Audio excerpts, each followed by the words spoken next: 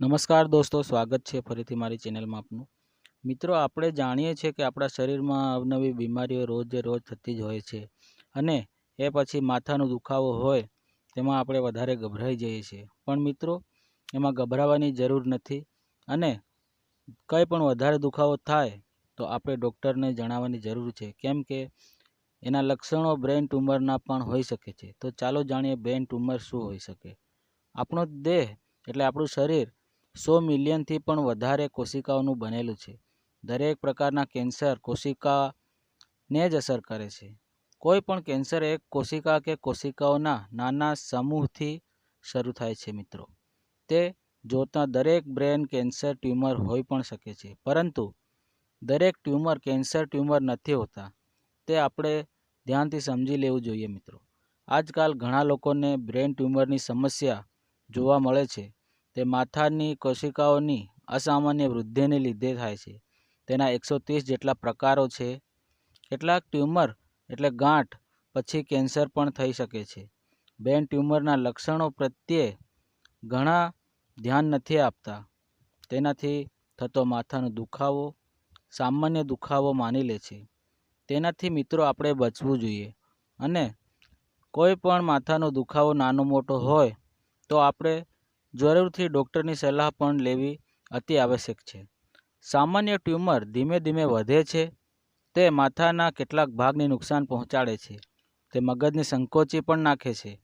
તેના ગંભીર પરિણામો હોઈ શકે છે। મેનિન્ગિયોમા, વેસ્ટિબ્યુલર એનોમા અને મિસ્ચ્યુટરી એડેનોમા હલકા ટ્યુમર હોય છે। તે પૈકી મેનિન્ગઓમા બ્રેન ટ્યુમર કેન્સર બની શકે છે। તે ઝડપથી વધે છે અને મસ્તિષ્ક ઉપર હુમલો કરે છે।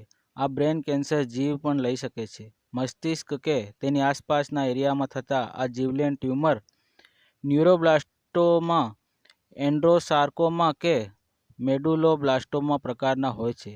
બ્રેન ટ્યુમરના લક્ષણો આપણે જાણીએ મિત્રો, એમાં સતત ગંભીર માથાનો દુખાવો થવો, ધૂંધળું દેખાવું, છાતીમાં પણ દુખાવો થવો, ચક્કર આવવા, યાદાશતની મુશ્કેલી થવી, ઉલટીઓ થવી, બોલવામાં ઘણી મુશ્કેલી થવી, હાથ પગમાં ઝણઝણાટ આવવું અને થાક લાગવો, ભૂખ મરી જવી, સ્વાદ અને ગંધની ઉણપ આવવી। આવા લક્ષણો કે તેનાથી 1-2 લક્ષણ દેખાય તે લાંબા સમય સુધી ચાલે છે મિત્રો, તો તરત જ આપણે ડૉક્ટરની સલાહ લેવી જરૂરી છે। સાથે આપણે યાદ રહે કે હવે કેન્સર એટલે કેન્સર છે જ નથી। શરૂઆતથી જ જો યોગ્ય સારવાર થાય તો તેમાંથી સાજા પણ થઈ જવાય છે।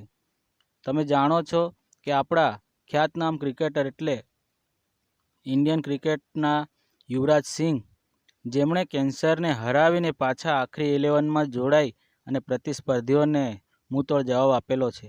તો મિત્રો, આવા લક્ષણોથી ગભરાવાનું નહીં અને આપણે ડૉક્ટરને સલાહ જરૂર લેવી। અને મારો વિડીયો જો મિત્રો તમને પસંદ આવ્યો હોય તો લાઈક કરજો, શેર કરજો અને સબસ્ક્રાઈબ કરજો।